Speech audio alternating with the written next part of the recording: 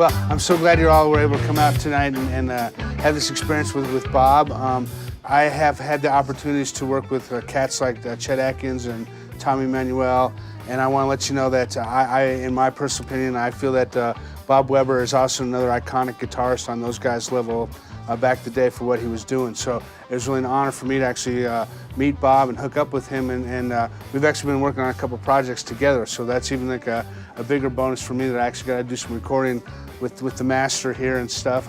And it was, I tell him a lot of times I'm like one of his biggest fans, I got to say, because I mean it means a lot to me to be around somebody with his skill level. And what I want to talk about, like when I say iconic, is this man came up with a guitar lick for Green-Eyed Lady, and most guitar players want to know how to play that lick, and that's what to me is kind of like an iconic lick. It's like a Zeppelin lick or something like that, like Heartbreaker or something like that, or a Hendrix lick that I know as guitar players, including myself, we always want to learn how to play and stuff like that. So, to me, that however it was done, it was amazing. I just want to let you know that's why I kind of am a big fan of yours, and I will kind of adorn you here with a bunch of gifts and everything, because I think you're great, and I'm really amazed at even the way you play too now and how great you do and how creative you were with it. So today my goal was at least let's hear about your story and everything, because I think what's important is how you started off as a Colorado cat, and then how you started playing in local bands, and then how you just were at the right place at the right time when you had a hit song and when all that happened. But then it's great for me to hear the stories about the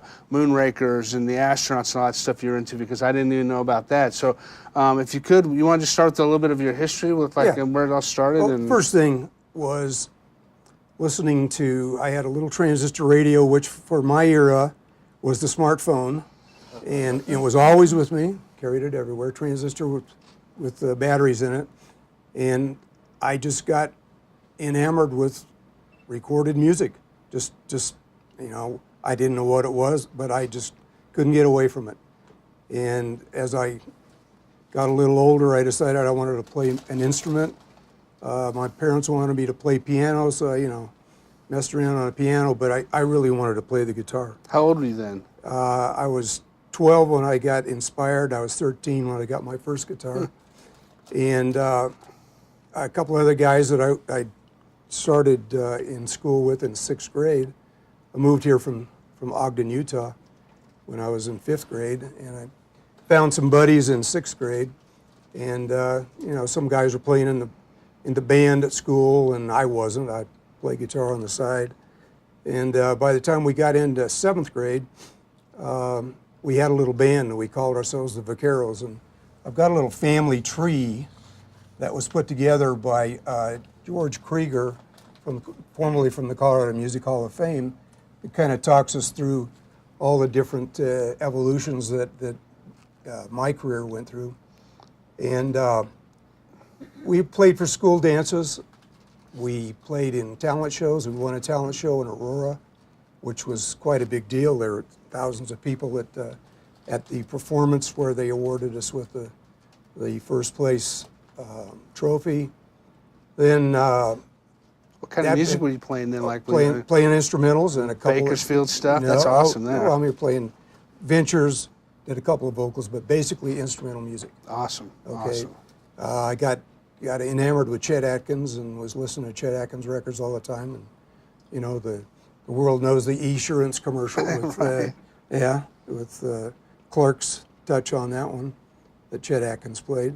I wish I would have wrote that song, though. Don't you? And so, we did really well. Did well with that band, and I was getting better on the guitar, and I got invited into a stage band, which was horns. A typical stage band set of horns, a female singer, drums, piano, and the band leader brought me in, and so I was reading the charts and playing for a lot of bar mitzvahs, playing for a lot of parties with older people at the parties. And at that time, rock and roll started to really rear its ugly head at functions like that. And the band leader knew I could play guitar. Knew I could play rock guitar. So I ended up playing a couple of rock tunes, played, I think, a couple of Chuck Berry tunes, and the people went nuts. And the people went nuts to the point that they didn't want to hear any more My Heart Belongs to Daddy. They wanted to hear more rock and roll. Yeah. So the band leader said, okay, he read the tea leaves. So his big orchestra went away, and then we started this band called the Classics, okay? And the guy I'm talking about is Joel Barandis. So it was me and a couple of guys I've been playing with in my little band, the Vaqueros. And that evolved, of course, into the Surfing Classics when the Beach Boys became very important. And then that evolved into a name change, and the addition was an all-guitar band with, bass, 3 guitars, drums. We brought in Denny Flanagan and changed the name to the Moonrakers, took on the look of James Bond. We were wearing tuxedos and the ties. Awesome. And so we went out and we did a battle of the bands with the Astronauts. And the Astronauts were the biggest band at the time. And we did really well against the Astronauts. And that just launched the Moonrakers. We went to LA and recorded at some creepy little studio on the 3rd floor of some creepy little building on Vine. But the results were that we had a couple of #1 hits on Kim radio, and we had a lot of people at Kim that were willing to promote us and come out to our concerts, and sponsor concerts, sponsor contests where high schools could win the Moonrakers for their graduation, win Moonrakers for their proms or whatever. So it was an accelerating thing, and Moonrakers actually were bigger in this town than Sugarloaf ever was. Moonrakers kind of went through a couple of iterations, and it ended up that Jerry Corbetta, who was a drummer, a child prodigy drummer, ended up taking over for our drummer who left, and so that was an iteration of the Moonrakers, and it spells that out in this little family tree or little org chart of the band. And we were kind of dissatisfied with our playing really cheesy music. We wanted to play some heavier stuff. We wanted to play Led Zeppelin. We wanted to play Vanilla Fudge. We wanted to jam. We wanted to do 7-minute jams. So Jerry said, let's start a band. And I mean, we had probably the biggest band in Denver for the last 4 years. We said, let's start another band. Okay, we obviously had no business sense, right? And this is Colorado Music Business Organization. Yes, so, sorry, we had no business sense. All we had was a raw desire to play the best music we could play. Mm-hmm. So Jerry said, okay, let's make it a 4-piece band. It's going to be guitar, bass, drums, and I'm going to play keyboards. I don't want to play drums anymore. I hate drums. And he was a great keyboard player. So we decided that I could take the bass player, my friend Bob Raymond, for years, and he was going to bring in a drummer, Myron Pollock, who's his acquaintance and played in a number of bands around Denver. And so we started the band. Well, we needed a name. So, came up with the name Chocolate Hair. All right. I love that name. I think that's great. I thought it was kind of stupid, but we went with it. And we were playing at bars in Denver, bars in Boulder, Fort Collins, Colorado Springs. We're playing a bar scene. When I was playing in the Moonrakers, we typically played 2 nights a week. Played Friday night, Saturday night, and that was it. We didn't rehearse. If you're going to learn a song, somebody would come in 30 minutes early and show you the song. And so playing with Chocolate Hair, we were playing 5 nights, 6 nights a week. And, chops started really getting good. We had acceptable chops in the Moonrakers, but certainly nothing like what we were getting when we were playing in these clubs 6 nights, 7 nights a week, 5, 6 nights a week. A couple of people got interested in us and brought some A&R folks out from LA. When did you guys start writing, actually? Because like the Moonrakers, you were playing cover tunes, or were you writing then tune? There were a few tunes I had written, and they kind of got co-opted. Melody and chord progressions got co-opted, and somebody from LA would write the lyrics, and so there wasn't much original writing. There was covers.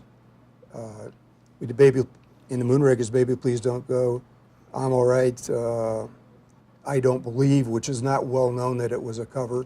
That's one I sang for the Moonrakers. But basically covers, not much original writing. Denny Flanagan was the only one that was writing tunes for the Moonrakers. he wrote "You'll Come Back." There was another one, "Trip and Fall." He wrote that one, and that was pretty much it. When Corbetta and I would jam, and we'd play a song. We play "Communication Breakdown," Led Zeppelin. We do the verse and the chorus. Then we get into a jam, and we'd evolve the jam to the point where you didn't know that was Communication Breakdown. I mean, that was some other tune. Or in the And that was really basically how Green Eyed Lady got written, just from jamming.